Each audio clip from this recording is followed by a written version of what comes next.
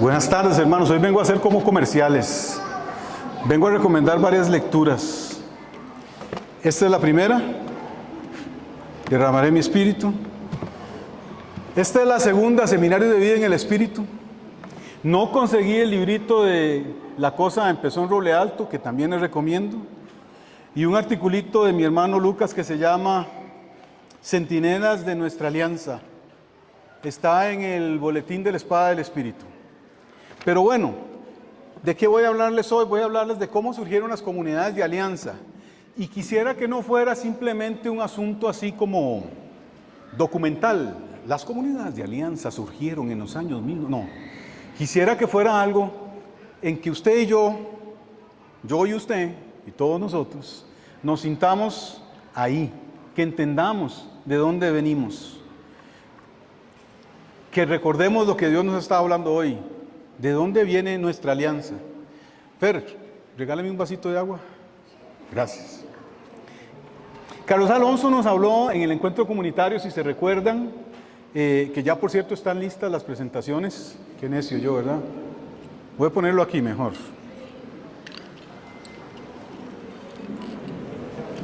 Les decía que Carlos Alonso, ahí se oye, sí. Nos habló en el encuentro comunitario un poco sobre lo que fue hace muchos años, hace no sé cuánto, hace mucho tiempo y así, hasta ayer y hoy, ¿verdad? Y vimos un recorrido histórico de los movimientos renovadores dentro de la iglesia, dentro del pueblo de Dios. Y yo quisiera hoy compartirles sobre cómo surgieron las comunidades de alianza, nuestras comunidades de alianza. Y bueno, ¿y por qué es importante recordar estas cosas? ¿Por qué quiero hablarles de eso? Porque recordar lo que Dios ha hecho entre nosotros es un acto de culto. Un acto de culto. Es rendirle culto a Dios por lo que Él ha hecho en medio de nosotros. Nosotros contamos esta historia para dar gloria a Dios por medio de ella. Para dar gloria a Dios por medio de ella. Adórenlo. Es un acto de culto. Y porque queremos que sea una invitación a la fe de todos los que nos escuchan. Ahí en mi casa se armó un burumbum porque me preguntaban si al encuentro comunitario estaban invitados, era abierto. Y yo decía que no, y ellos decían que sí y tal. Y al final, la verdad es que yo estaba equivocado. ¿Y por qué fue bueno que la gente viniera a nuestro encuentro comunitario, aquellos que no son miembros de la comunidad, por ejemplo? Porque es una invitación a la fe para todos los que nos escuchan. Vengan y vean. Pero nosotros también deberíamos ver dónde estamos. Y por eso estoy hablando de esto. Como miembros de una comunidad de alianza tenemos todos el deber de proclamar estas grandes hazañas de Dios para que otros puedan ver la bondad del Señor. Ahí nos decía Martín, hablar de esto, de lo que hemos vivido, lo que hemos visto y oído y tocaron nuestras manos. Para que otros puedan ver la bondad del Señor, lo reconozcan y lo alaben, y también tenemos el deber de transmitir a las nuevas generaciones nuestro testimonio de lo que Dios ha hecho en medio de nosotros. Dios ha hecho muchas cosas, pero en medio de nosotros ha hecho mucho. Y tiene un propósito con eso. Cuando narramos nuestra historia, hermanos, hermanas, la historia de lo que Dios ha hecho en medio de nosotros, contamos también la historia de nuestra respuesta a Él. Dios nos invita y nosotros respondemos. Y con esta respuesta invitamos a otros a responder a Dios. Eso es totalmente evangelístico. Es pase al frente y declare que Jesús es el Señor. Pero escuche primero que yo se lo declare. Para que otros lo conozcan, lo alaben y también que las nuevas generaciones vean nuestro testimonio de lo que Dios ha hecho entre nosotros. Cuando narramos nuestra alianza, hablamos de la respuesta, dije. Y claro que como sucedía con el pueblo de Israel, no siempre ha sido la mejor. Yo siempre pienso en nuestra comunidad como Israel en el desierto, ¿verdad? Es cansado, vamos caminando, algunos quieren devolverse y se acuerdan de los panes y del no sé qué en Israel, en Egipto. Y el pobre Moisés sufre y sufre, ¿verdad? Pero van para la tierra prometida, hay una promesa.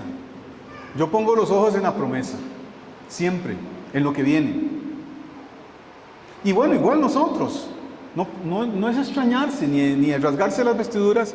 A veces actuamos bien, a veces actuamos mal. No pasa nada. Pero es nuestra historia, es nuestra historia. Parafraseando la ceremonia de Seder, a mí me gusta esa frase, dice: en todas las generaciones, cada uno de nosotros debe pensar en sí mismo como si hubiera estado allí personalmente. De lo que les voy a hablar hoy, hermanos, piensen como si ustedes hubieran estado allí personalmente. Y muchos de nosotros aquí hemos estado allí personalmente en alguno de esos momentos. El primero que tengo aquí al frente mío, Gastón. Voy a relatar brevemente la historia de cómo Dios nos llamó a nosotros, a vos y a mí, cristianos de varias iglesias, de varios países.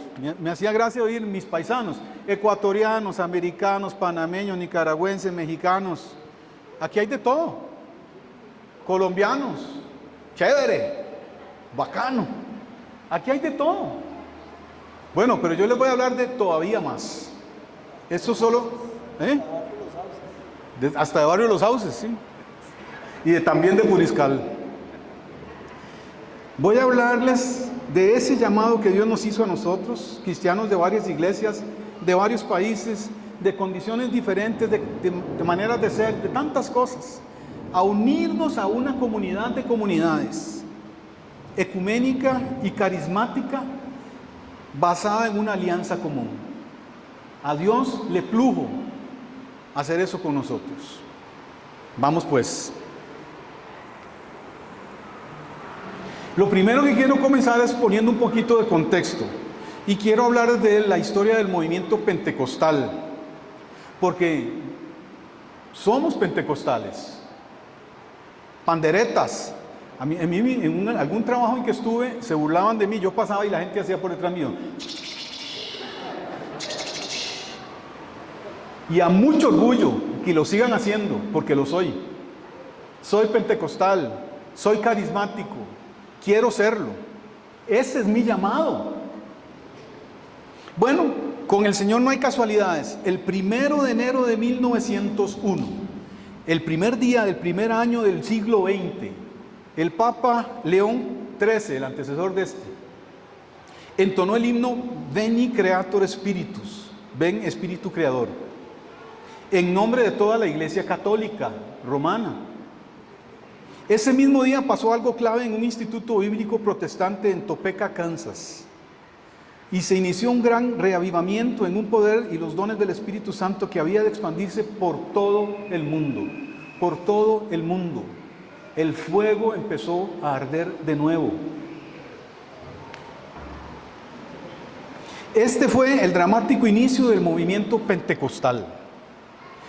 Ya durante el siglo XIX, muchos maestros y predicadores protestantes, tanto en Gran Bretaña como en los Estados Unidos, enseñaban la doctrina de lo que ellos llamaban la santificación mediante la experiencia de una segunda bendición, después de la conversión, a lo que a veces denominaban el bautismo en el Espíritu Santo,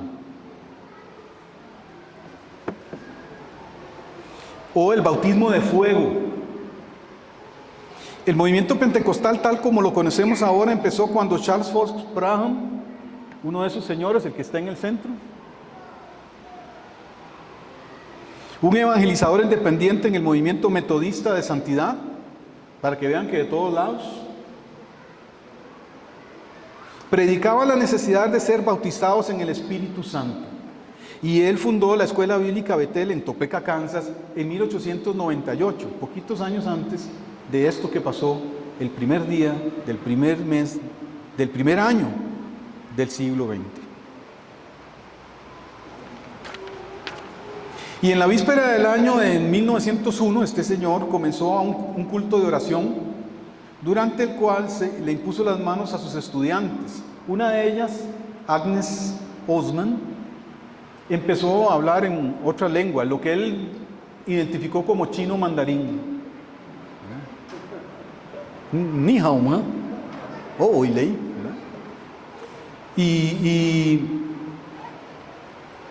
Otros también empezaron a hablar en otras lenguas y fue una explosión ahí. El mismo primer día del primer año del siglo XX. Y la gente dice diosidencias, no hay ninguna. Dios tiene siempre clarísimo el plan que tiene. Él hace las cosas con un propósito en el momento exacto. Un avivamiento similar pero independiente tuvo lugar también en Gales, del otro lado del océano, en 1904, y lo lideró un joven predicador llamado Evan Roberts. Ese avivamiento tuvo muchas de las manifestaciones del pentecostalismo, como cantos, danzas, descansos en el Espíritu y ratos largos de oración. Así que eso de los descansos en el Espíritu, que a nosotros nos impactó mucho con un señor que se llamaba John Wimber, no comenzó ahí, ¿verdad? Es más, en la Biblia hay un pasaje que dice: ¿a quién buscan? A Jesús el Nazareno. No sé lo que dice, estoy parafraseando. Yo soy, y todos caen, porque ante el nombre de Dios nadie se puede quedar quieto y sin efecto. Uno de los estudiantes de este señor Branham, un señor que se llama William J. Seymour, no puedo decirlo bien, se convirtió en un líder muy influyente en el nuevo movimiento pentecostal. En abril de 1906 lo invitaron a predicar en una iglesia de santidad en Los Ángeles. Y la congregación estaba compuesta tanto de creyentes negros como blancos, así es que ustedes vean que yo tengo un lugar también aquí entre el pueblo, ¿verdad?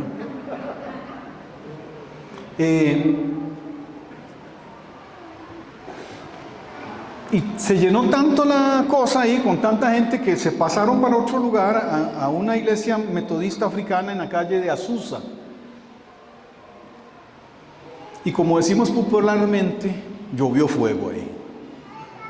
Cayeron los voltios, decía Jorge Jiménez, un hermano nuestro. El avivamiento de la calle Azusa, que empezó con la llegada de Seymour en Los Ángeles, fue el verdadero inicio del pentecostalismo del siglo XX como movimiento. Y como dije, el pentecostalismo no ha sido cosa de una sola iglesia, porque el viento sopla donde quiere, dice Juan 3:8. Una figura importante también fue Duplessis, que desde finales de los años 40 hacía esfuerzos ecuménicos. Duplessis era un predicador surafricano, si no me equivoco, pero en los Estados Unidos estuvo muy activo y promovió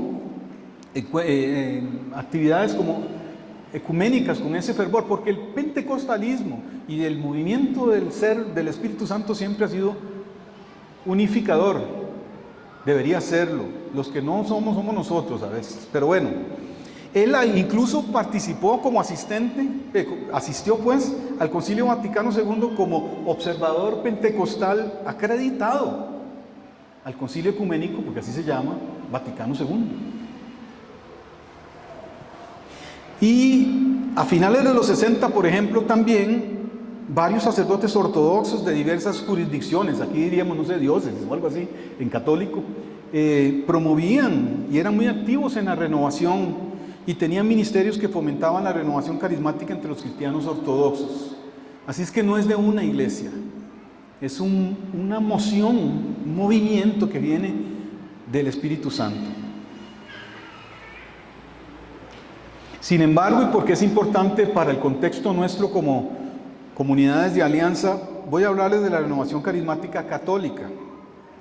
En general, bueno, si hablamos de que el movimiento pentecostal surgió y se ve ese inicio ahí en Azusa, en la calle de Azusa, todo el mundo coincide, por lo menos así en general, en que la renovación carismática en la Iglesia Católica inició en 1967.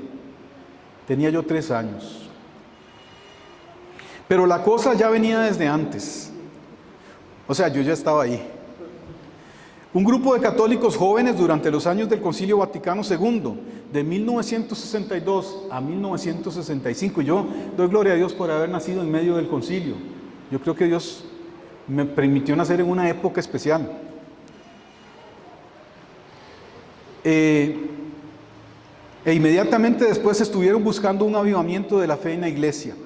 Comenzaron a reunirse en la Universidad de Notre Dame, dirían ellos, de Notre Dame, Nuestra Señora, en South Bend, Indiana, a finales de 1963. Y ahí estaban hermanos como Bert Gessie, George Martin y Steve Clark. Y son gente que debería sonarnos. Que se convirtió rápidamente, Steve Clark, en el líder del grupo. Steve, como sabemos, fue pieza clave en todo esto. Él conoció a varias personas que habían participado de cursillos de cristiandad y vio en los cursillos una forma de fomentar, oigan qué interesante, la relación personal con Cristo, que sería necesaria para construir la comunidad que resultaría como la respuesta al llamado compartido a esa relación. Cuando usted y yo buscamos a Cristo, Cristo levanta iglesia, hace comunidad. Él es uno y trino, nos mueve a estar juntos. ¿Le suena conocido? Bueno, poco después de llegar a Notre Dame, Steve organizó un cursillo en el que participaron George Martin, Bert Gessie y varios otros estudiantes de posgrado y profesores católicos activos. En el segundo cursillo, en Notre Dame, a principios del 64, que yo nací en ese año, por cierto, se convirtió Ralph Martin, ese otro señor ahí, el de los ojos casi blancos.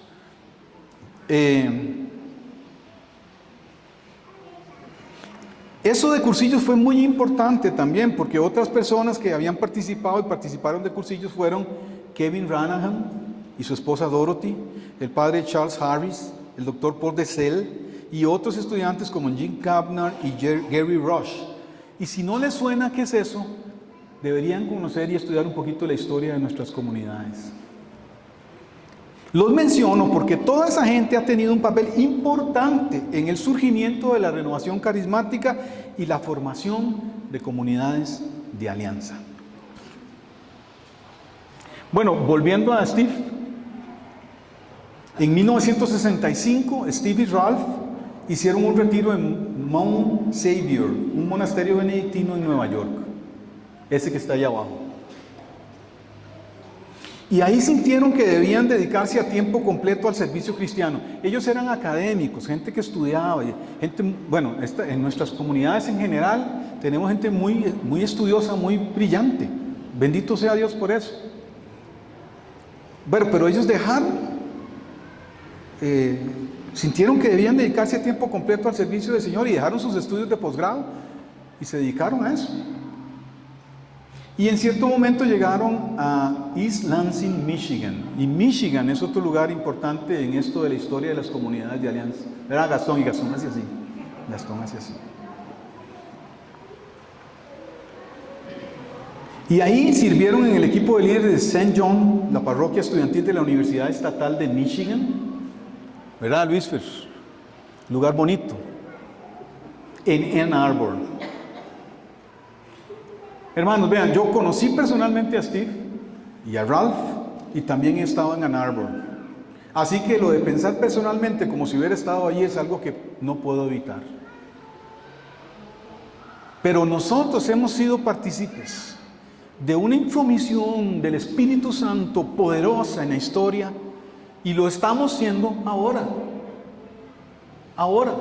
Eso no fue como, ay, algo que pasó y aquí estamos. No, está pasando. Está pasando. Hago un pequeño paréntesis para que vean cómo con Dios no hay coincidencias. Resulta que estaba en San José dos Campos presentando la comunidad al encargado de nuevas comunidades de la diócesis. Nos costó un montón reunirnos con él, el padre Djalma, para decirle, vea, estos son los estatutos y queremos ser reconocidos y apoyados por la diócesis. Después de un par de años, lo pasaron a una estación de televisión que se llama Red Siglo XXI, fundada por un padre que se llama Doherty. Se los mencioné el otro día que él decía que hay que comer la palabra. Es él. Es un hombre así grandote. Bueno, ahí lo pueden ver. Bueno, resulta que la única momento que nos podíamos como ver era durante el almuerzo, porque el padre Djalma estaba muy ocupado.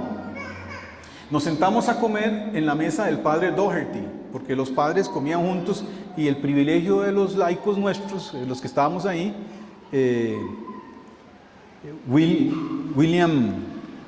William Souza y yo, que es el coordinador mayor de allá, de Brasil, nos sentamos a comer con él en el almuerzo y entonces el padre Djalma le dijo al padre Doherty. Padre Doherty es el fundador de la Renovación Carismática en Brasil, uno de los dos.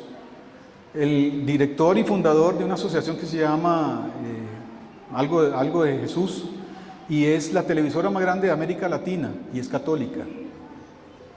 Bueno, estamos sentados comiendo con él y él le dice: Padre, estos son los hermanos de la espada del Espíritu.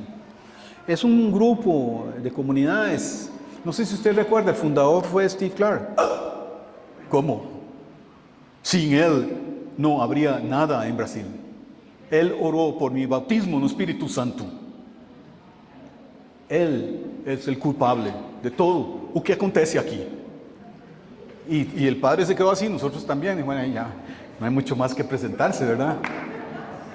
¿Por qué les puse este librillo? Porque resulta que me lo encontré. Es el manual del equipo de seminarios de vida en el Espíritu en portugués y está ahí la explicación al final, digamos que firmada por Steve Clark en noviembre de 71 y el imprimatur, ¿cómo se llama? El nihil obstat, que quiere decir que no hay ningún problema en publicarlo, lo hizo precisamente ese señor que se llama Eduardo Doherty. Entonces, hermanos, el impacto de las comunidades de alianza en el mundo no se lo imaginan, ni se lo imaginan. Vea, si Brasil tiene no sé cuántas miles de comunidades, hay un montón, y que además también son mundiales algunas, es culpa nuestra, de cedernos y de la respuesta que le hemos dado a Dios de vivir así como vivimos nosotros. Bueno, cierro paréntesis. Resulta que no muy lejos de ahí, en Pittsburgh, Pensilvania, William Story y Ralph Keefer, dos profesores de la Universidad de Duquesne en Pittsburgh, organizaron un retiro estudiantil. En Duquesne, eso es una palabra, un nombre muy importante para los católicos de la Renovación. Eso fue del 17 al 19 de febrero de 1967 y le pidieron a los estudiantes que se prepararan leyendo el libro de los Hechos de los Apóstoles y la Cruz del Puñal.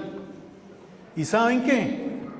También conozco al viejillo ese de la Cruz y el Puñal, lo vi aquí en el Estadio Nacional en los años 80. Nicky Cruz.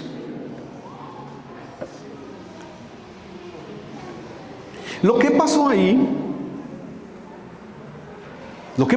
y esa es una foto de ese fin de semana, es lo que se conoce en los círculos carismáticos como el fin de semana de Duquesne. El fin de semana de Duquesne. El sábado, la primera charla fue sobre los primeros 2 capítulos de los Hechos. Y la segunda charla, que duró solo 15 minutos, todavía no lo logramos aquí los coordinadores, durar solo 15 minutos, la dio una mujer episcopal, que habló de los dones del Espíritu. Y lo que ella dijo fue: esto todavía pasa hoy. Hermanos, esto todavía pasa hoy. Hoy. Bendito sea el Señor. Amén. Y bueno, eso generó ahí un burumbum, ¿verdad? Un revolú, lo que sea, que hizo que al final de la noche o del retiro, más o menos la mitad de los 30 participantes que había allí habían sido bautizados en el Espíritu Santo. Yo no sé si ustedes se acuerdan, pero algo parecido pasó en Roble Alto en 1973 con un padre que llegó a hacer un enredo ahí. Pero esa es otra historia, y ahí en ese librito, en esquina, la cosa empezó en Roble Alto. Pueden ver más y ojalá lo vean. Es nuestra historia, lo que nos da sentido, de dónde venimos. Todas estas cosas generaron experiencias que se van dando, diferentes grupos carismáticos en Notre Dame y en East Lansing, en Michigan. Y en diciembre de 1968, de nuevo, Steve Clark hizo algunas propuestas para el desarrollo del nuevo movimiento estudiantil. Dijo un poquito así, a ver, organicémonos. Y entonces él propuso cosas como estas: organizar a los líderes del grupo en equipos, cada uno con un enfoque particular. Podría haber una reunión los lunes en la noche, además de la del jueves, a la que solo invitemos estudiantes que ya hayan recibido el bautismo, que sea una oportunidad para crecer en la vida del Espíritu. Podría ser un foco para la creación de un sentido de comunidad entre los participantes regulares también. Podríamos tener pequeños grupos de crecimiento para facilitar el crecimiento en la vida cristiana entre los estudiantes, y reuniones de oración más pequeñas para el estudio en las residencias de la universidad y con otros textos. Se debería añadir más personas al grupo de liderazgo y podría haber grupos especiales para entrenar a los estudiantes que parezcan tener dones para el trabajo pastoral. Y aquí está Marvin diciéndonos que vamos a estar buscando nuevos hermanos para ser formados como coordinadores. Y tenemos grupos pastorales y grupos de vida en el seminario de Nuestra Señora de los Ángeles y en otros. ¿Qué impacto ha tenido Steve en nuestra vida también? Porque se cedió a la obra del Espíritu.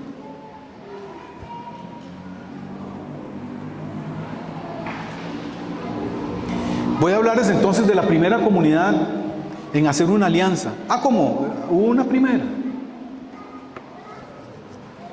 La comunidad Palabra de Dios en Ann Arbor, Michigan, experimentó la guía del Señor que los invitaba a hacer una alianza con Él y unos con otros, y adoptaron un compromiso definido que implicaba ir más allá de la simple participación en las reuniones de oración de los lunes.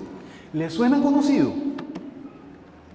Es que estas cosas pasaron aquí también, de manera parecida y ¿cómo es? Igual pero diferente, decía un amigo mío. Yo llegué a una reunión de los lunes, por ejemplo. Parecido a lo que pasó en Costa Rica y en Brasil y en otros lugares. En Brasil igual, era un grupo de jóvenes que se reunía para orar y tal, y sintieron que Dios los invitaba a hacer algo más. Entonces, para ser miembro de la comunidad había que asumir una alianza, la alianza. Y poniendo las propuestas de Steve, el 28 de septiembre de 1970, o sea, ya ahorita vamos a celebrar un aniversario de eso, además del cumpleaños de Luis Brenes, que por allá anda, hicieron un compromiso solemne de alianza. Un compromiso solemne de alianza. Ellos de primera entrada dijeron solemne de alianza. Después la comunidad introdujo el estatus de en camino para aquellos que iban avanzando hacia la membresía plena. El compromiso solemne y el compromiso en camino o preliminar aquí en nuestra comunidad siguen siendo elementos característicos de nuestras comunidades, entre ellas nuestras comunidades de la espada del Espíritu. Vean de dónde venimos y cómo Dios nos ha ido formando como pueblo. Entonces, los coordinadores eran responsables como grupo por la vida de la comunidad y el entrenamiento de otros líderes pastorales y de servicio que fueron surgiendo en la comunidad, tanto de hombres como mujeres. Es lo que hacemos. A los que entraban a la comunidad después del seminario Vida en el Espíritu se les daba un curso que se llamaba ¿cómo? Fundamentos de la vida cristiana. Fundamentos 1.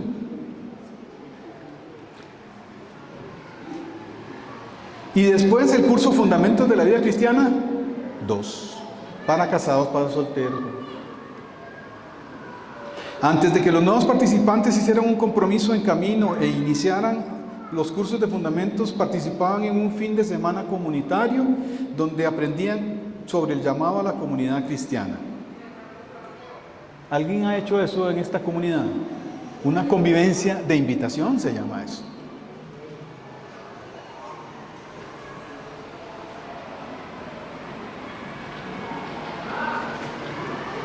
La alianza, hermanos, bendito sea el Señor por la alianza, el Señor de la alianza. Es Dios quien nos ha llamado a tener una alianza. Es un elemento clave y diferenciador para nuestras comunidades desde el inicio. Y nosotros entendemos que el llamado a alianza es una iniciativa de Dios. Es Él quien nos invita a la alianza. Es un llamado a la misión. La alianza con Dios también supone una relación de alianza entre los hermanos. No hay pisote solo. Nosotros somos comunitarios. Yo vivo en comunidad con otros, no solo. Por eso nos identificamos como comunidades de alianza. Y en la espada del Espíritu decimos que somos una comunidad de discípulos en misión.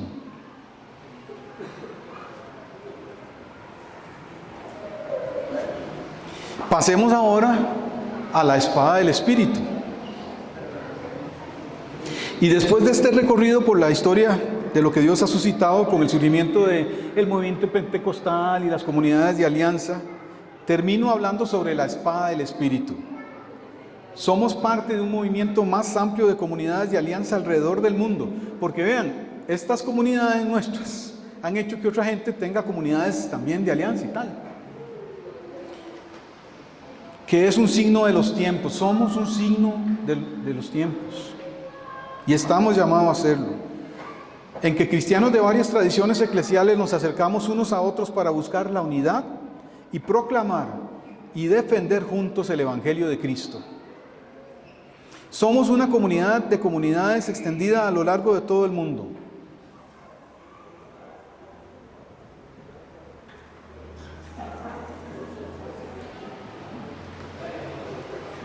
Con más de 90 comunidades y más de 100 movimientos alrededor del mundo que tienen una visión, un modo de vida y una fuerte cultura espiritual en común. Somos más de 14,000 miembros adultos en nuestras comunidades y por lo menos la misma cantidad en los movimientos. Ese es un mapa que yo emulé del libro este de Derramaré mi Espíritu, que es del 2018. Hay más comunidades después de eso, incluyendo la de Brasil. Pero nada más para que se den así un vistazo. 97 tiene ese mapa.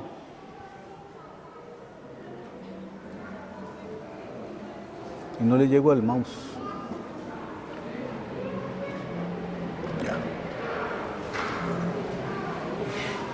Entonces vean, hermanos, lo que Dios comenzó y sigue haciendo y el impacto que ha tenido.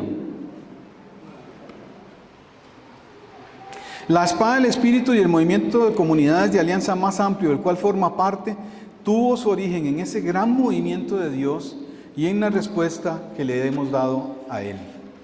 Por eso quisimos hablar hoy de esto, porque este es un tiempo propicio para mirar atrás hacia lo que Dios hizo en el pasado y considerar lo que nos está llamando a abrazar en el futuro.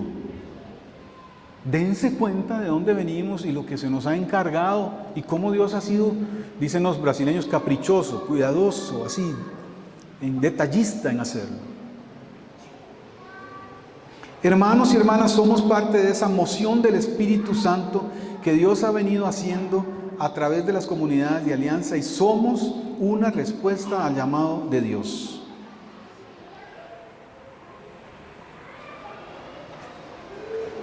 Y concluyo leyendo la profecía que el Señor nos dio allá en los inicios de esta gran aventura en la que estamos metidos en un estadio en Adrian, Michigan, un día de julio de 1975. Y aquí hay alguien que estuvo ahí, en esta sala, al frente mío, con un chalequito azul. Oigan, hermanos, oigan, como dice aquí el ingeniero. Oigan, Mario, oigan, hermanos. Escúchenme ahora, escúchenme hoy mientras les revelo parte de mi pensamiento, mientras les hablo de las cosas que vendrán. Yo los he reunido aquí para que sean el inicio de algo muy importante para mi iglesia. Yo los he traído aquí para unirlos entre sí, para darles una visión de lo que vendrá. Yo estoy suscitando otras comunidades alrededor del mundo y quiero que ellas lleguen a unirse con ustedes y a estar junto a ustedes en unidad. Yo suscitaré individuos en todas partes del mundo y los haré congregarse con ustedes y los ataré fuertemente a ustedes y los haré uno solo. Sí, yo haré eso como una fuente de fortaleza para mi iglesia. Yo haré de ustedes un baluarte para que defiendan contra la embestida del enemigo a aquellos que no están preparados, aquellos que no están listos. Yo no dejaré que el enemigo arrase con ellos por no estar listos, sino que los protegeré detrás del baluarte que voy a formar con ustedes. Yo quiero que ustedes estén listos para unirse a otros y estar junto a ellos en la batalla contra la embestida que viene y para defender a los débiles, para defender a los que están confundidos y para proteger a los que no están preparados hasta que yo pueda dar cumplimiento a mi plan completo. Les digo que ustedes son una parte y no el todo. Ustedes son una parte y no el todo. Hay muchas otras cosas que estoy haciendo hoy en el mundo. Hay muchas otras formas en que estoy trabajando para levantar a mi pueblo en fuerza y en gloria. Ustedes son una parte y no el todo. Quiero que tomen en serio la parte que les corresponde y que entreguen su vida por ella. Pero quiero que entiendan que solo yo veo el plan completo, solo yo veo todos los frentes de esta batalla. Yo los levantaré a ustedes junto con otros y los vincularé para hacer de ustedes un baluarte. Pero eso no es todo lo que habrá. Porque cuando ustedes hayan detenido la embestida del enemigo, entonces yo les revelaré cosas mayores.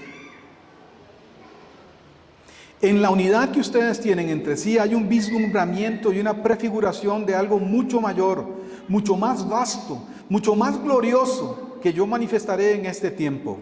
Ustedes son un vislumbramiento y una prefiguración.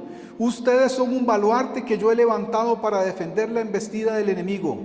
Ustedes son una parte y no el todo. Ustedes son mis siervos y mi pueblo. Entreguen ahora sus vidas por las cosas que yo les he revelado. Comprométanse con ellas para que el día de la batalla puedan mantenerse firmes y resultar victoriosos conmigo. Hemos sido convocados, hermanos, convocados. Hemos sido llamados desde todos los cantos de este mundo para una misión. A nosotros nos llamó Dios porque le dio la gana. Pero fuimos convocados y llamados a tomar en serio este llamado. Alcemos pues estandartes de amor. Trompetas de guerra toquemos. Hermanos, pongámonos de pie y vamos a cantar este canto, el número 16. Alzad estandartes de amor y pongamos nuestra atención a lo que estamos cantando. En el nombre del Señor, amén y amén. Bendito sea, Señor, por las comunidades de alianza, por nuestra comunidad de alianza, por la espada del Espíritu, por nuestra propia alianza, Señor. Señor de la alianza, te alabamos y te bendecimos, Señor. Te alabamos y te bendecimos. Cantemos, hermanos.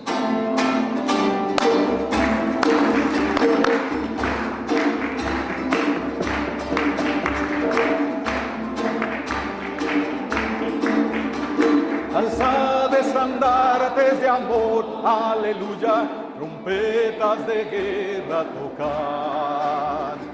Cristo nos dio su victoria, aleluya, Jericó caerá.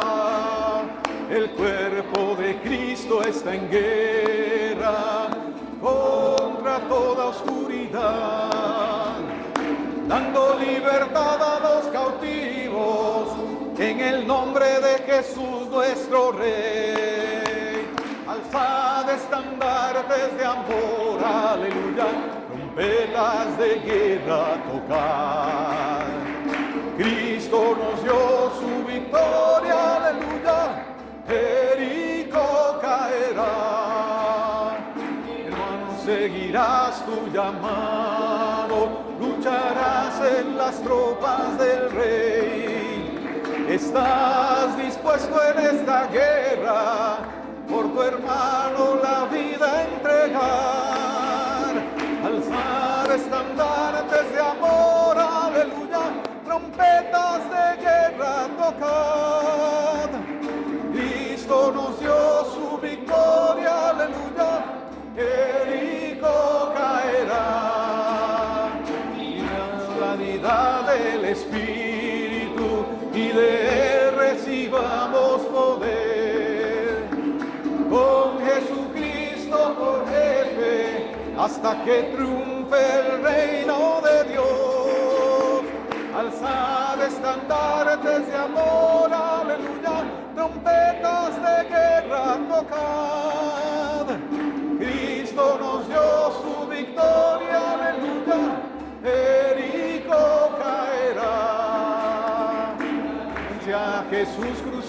crucificado, que murió y a la vida volvió. Ven contra el poder de las tinieblas, en el nombre del Redentor. Alzar estandartes de amor, aleluya, trompetas de guerra tocar. Cristo nos dio su victoria, aleluya, Jericó caerá. En el nombre del Padre y en el nombre de Cristo Jesús y en el poder del Espíritu, hasta el día en que nos llame el Señor. Alzad estandartes de amor, aleluya, trompetas de guerra tocar. Cristo nos dio su victoria, aleluya, Jericó caerá. Jericó caerá.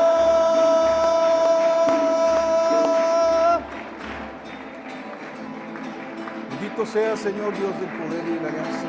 Alabado sea tu nombre para siempre, Señor. Alianza en todo el mundo, por la espada del Espíritu y por el privilegio de ser parte de ello. Señor, gracias por habernos llamado, por habernos convocado.